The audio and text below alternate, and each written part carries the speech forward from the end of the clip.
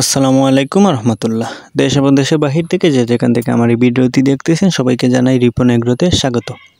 তো নিয়ে আসলাম নতুন আরেকটি ভিডিও। আজকের ভিডিওতে আলোচনা করব হকার থেকে যে বাচ্চাগুলো রাখা হয় সেই বাচ্চাগুলো কেন ঠিকঠাক মতো বড় হয়ে ওঠে না।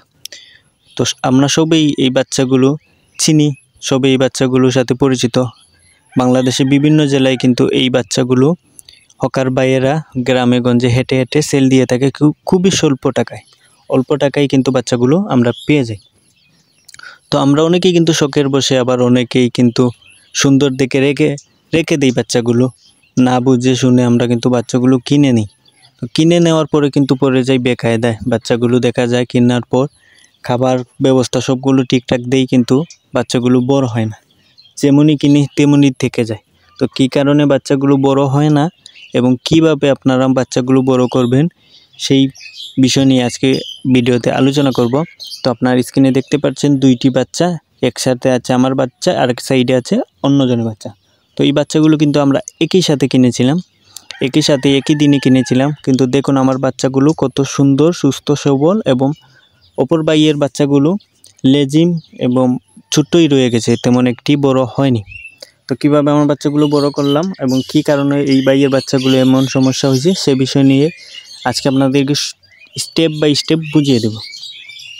তো দেখুন, আপনারা প্রথমেই আপনাদের মুরগির বাচ্চা কোয়ালিটি সম্পর্কে বুঝতে হবে। আমরা যে হকার থেকে বাচ্চাগুলো রাখি এগুলো কিন্তু সম্পূর্ণ রিজেক্ট বাচ্চা। এখন বলবেন ভাই রিজেক্ট মানে কি? রিজেক্ট হচ্ছে একেবারে আপনার কোয়ালিটি লো বাচ্চা আর কি, মানসম্মত নাই, একবারে লো নিম্নমানের বাচ্চা। একদম নিম্নমানের যে বাচ্চাগুলো আছে সেগুলো হকার ডেলিভারি দেয়, আবার সেল দেয়। মনে করেন একটি খামারে আপনার বিভিন্ন ধরনের বাচ্চা উৎপাদন হয়েছে, সেই বাচ্চা থেকে যেগুলো হাই কোয়ালিটি ভালো মানসম্মত সেগুলো কিন্তু আলাদা করে দেয়, এবং যেগুলো একবারে নিম্নমানের বাচ্চা সেগুলো আলাদা করে দেয়। আর যেগুলো হাই কোয়ালিটি বাচ্চা সেগুলো তারা ভালো দামে খামারি ভাইদের কাছে বিক্রি করে দেয়। আর যেগুলো বাচ্চারা আছে মানে নিম্নমানের সেগুলো হকারের মাধ্যমে তারা অল্প টাকা দিয়ে বিক্রি করে দেয়। সেহেতু সেইগুলো মানসম্মত না, তেমন একটি দাম পাবে না, সেই জন্য তারা হকারের মাধ্যমে গ্রামে গঞ্জে বিক্রি করে থাকে আর কি। তো আসলে বুঝতে পারছেন মুরগির মান সম্পর্কে। তো এবার আসেন আপনাদেরকে বুঝাই কিভাবে আপনারা এই বাচ্চাগুলোকে ঠিকভাবে পরিচর্যা করে বড় করতে পারেন। আপনারা দেখবেন আমাদের গ্রামে যদি দেশি মুরগি বাচ্চা নিয়ে বের হয়, সেখান থেকে কিন্তু 10টি বাচ্চা নিয়ে বের হয়, সেখান থেকে দেখবেন আপনারা একটি মুরগির 5-6টি বাচ্চা খুবই বড় সাইজের হয়ে যায়, তাড়াতাড়ি বড় হয়ে যায়। আর কি 2-3টা বাচ্চা কিন্তু ছোট থাকে, সেগুলো কিন্তু ঠিক এদের মতো বড় হয় না। একগুলো বাচ্চা বড় হয় আর এক ধরনের বাচ্চা ছোটোই থেকে যায়।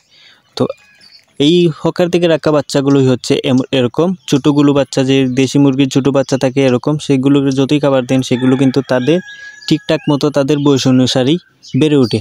আর কিছু বাচ্চা দেখবেন আপনার তাড়াতাড়ি বড় হয়ে যায়। তো হকারের বাচ্চাগুলো হচ্ছে এরকম। আপনারা যদি ঠিকভাবে পরিচর্যা করেন সেগুলো হয়তো ভালোভাবে তাড়াতাড়ি বড় হবে না, কিন্তু ইনশাল্লাহ আস্তে আস্তে ঠিকভাবে এগুলোও বড় হবে। তো যে ভুলের কারণে বাচ্চাগুলো বড় হয় না এবং লেজিম অসুস্থ হয়ে মারা যায়, সে ভুলটাই হচ্ছে আমরা গ্রামে অনেকে আছি এই বাচ্চাগুলো হকার থেকে রেখে ছেড়ে দিই, প্রাকৃতিক পরিবেশে ছেড়ে দিই। এই ভুল কখনো করা যাবে না। এবং খাবার সম্পর্কে তালিকা করে রাখতে হবে। আপনারা খুদ, ভাত, ধান ইত্যাদি বিভিন্ন ধরনের খাবার আছে গ্রামে মা বোনেরা দিয়ে থাকে, এই খাবার ভুলেও দিতে পারবেন না। এই বাচ্চাগুলোকে নির্দিষ্ট একটি স্থানে বন্দি করে রাখবেন এবং 1 মাস বয়স পর্যন্ত সোনালি স্টার্টার ফিডটি রেগুলার দিতে হবে। যে গুঁড়ো ফিডটি পাওয়া যায় সেগুলো রেগুলার ফিড দিতে হবে। যেহেতু এটা একদম নিম্নমানের বাচ্চা, সেহেতু সেই বাচ্চাগুলোকে পুষ্টিকর খাদ্য দিতে হবে। পুষ্টিকর খাদ্য দিয়ে সেই বাচ্চাগুলোকে সুস্থ সবল করে তুলতে হবে। এই বাচ্চাগুলো জন্ম পরেই পুষ্টহীন বাচ্চা, পুষ্টি কম বাচ্চার মধ্যে, সেই জন্য ঠিকমতো বড় হয় না। তো আপনারা যদি তার পুষ্টি চাহিদা পূরণ করতে পারেন খাবার দিয়ে, তাহলে দেখবেন ইনশাল্লাহ এই বাচ্চাগুলো থেকেই ভালো রেজাল্ট পাবেন ইনশাল্লাহ।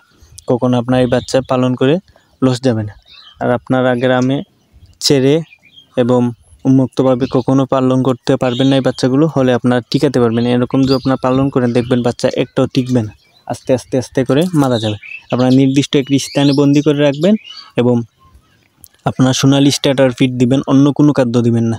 এবং ভালোভাবে পরিচর্যা করবেন, পরিষ্কার পরিচ্ছন্ন বাসস্থান দিবেন এবং আপনারা চেষ্টা করবেন মানে তাপমাত্রা দেওয়ার। একটি 60 ওয়াটের LED লাইট বাল্ব পাবেন 60 ওয়াটের, সেই বাল্বটি দিতে পারেন, লাল বাল্ব, সেটাও দিতে পারেন আপনারা রাতে ফিট করে। তাপমাত্রাটা ভালো থাকবে, বাচ্চা সুস্থ থাকবে। আর এবার আসেন ওষুধ সম্পর্কে একটা ধারণা দিই। আপনারা 3টি অ্যান্টিবায়োটিক ডোজ করাবেন প্রতি মাসে। আপনারা এই লাইসোবিট আছে, লাইসোবিট আপনারা যে কোনো ওষুধের দোকানে পেয়ে যাবেন পশু পাখির, সেখান থেকে লাইসোবিট কিনে নিয়ে আসবেন। এসে মাসে 5 দিন লাইসোবিট দিবেন এবং জিঙ্ক সিরাপটি দিবেন মাসে 5 দিন। এই 2টি দিলেই হবে। আমি মূলত এই 2টি দিয়েই এখন পর্যন্ত বাচ্চাগুলো সুস্থ এবং সঠিক রাখছি। দেখুন আমার বাচ্চাগুলো কত সুস্থ সবল আছে এখনও। আর আমার বাচ্চাগুলো কিন্তু মাশাআল্লাহ অন্যদের থেকে ঠিকঠাক মতো বড় হয়ে উঠতেছে। তো এই 2টি ওষুধই দিই। আপনারা এর মাঝে ঠান্ডাজনিত যে কোনো ওষুধও দিতে পারেন। তো আশা করি আপনারা বুঝতে পারছেন কীভাবে এই বাচ্চাগুলোকে পরিচর্যা করলে আপনাদের বাচ্চাগুলো বড় হয়ে উঠবে ইনশাআল্লাহ। তো আজকে ভিডিওটি এই পর্যন্ত। যে সকল বন্ধুরা আমার চ্যানেলটি এখনও সাবস্ক্রাইব করেন, দয়া করে চ্যানেলটি সাবস্ক্রাইব করে দিবেন। আর ফেসবুক পেজ থেকে দেখে থাকলে পেজটি ফলো করে দিবেন। ধন্যবাদ সবাইকে।